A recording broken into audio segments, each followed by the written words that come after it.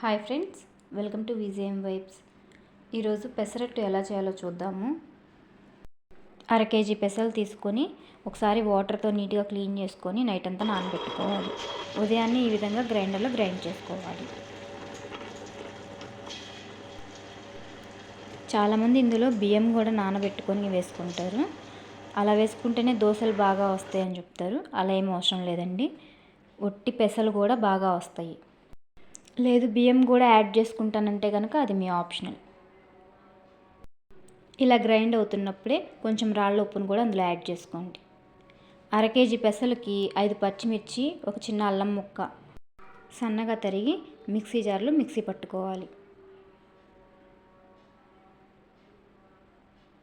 ఈ విధంగా మిక్సీ పట్టుకున్న దాన్ని గ్రైండర్లో వేసేసుకోండి. పెసలు హెల్త్కి చాలా మంచిదండి. ఇవి బాడీకి చలవ చేస్తుంది అని చెప్తారు. డైజెషన్కి కూడా బాగా హెల్ప్ అవుతుంది. పెసలు ఇలా గ్రైండ్ అవుతున్నప్పుడే కొంచెం కొంచెం వాటర్ యాడ్ చేసుకుంటూ గ్రైండ్ చేసుకోండి. దోశ కన్సిస్టెన్సీ వచ్చాక పిండి గిన్నెలోకి తీసేసుకోవాలి. స్టవ్ మీద ఒక ప్యాన్ పెట్టుకొని కొంచెం హీట్ అయిన తర్వాత కొంచెం పిండి వేసి ఈ విధంగా దోశలాగా వేసుకోవాలి.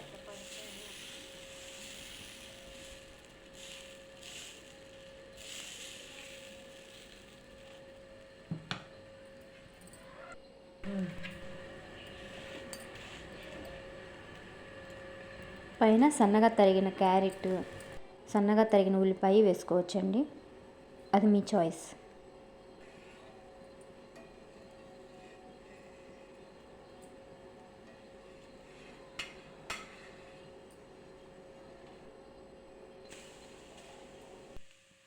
దోశని ఇలా దూరగా కాల్చుకోవాలి.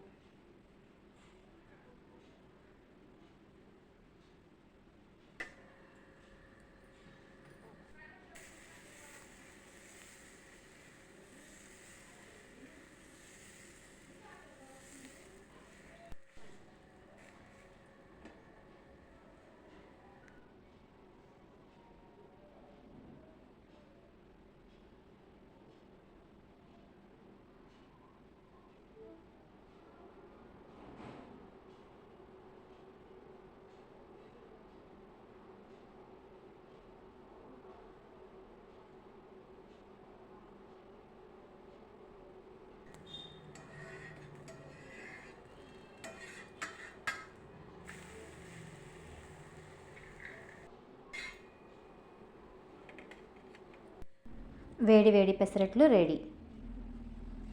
కొబ్బరి చట్నీ లేదా అల్లం చట్నీతో ఈ పెసరట్లు చాలా టేస్టీగా ఉంటాయి.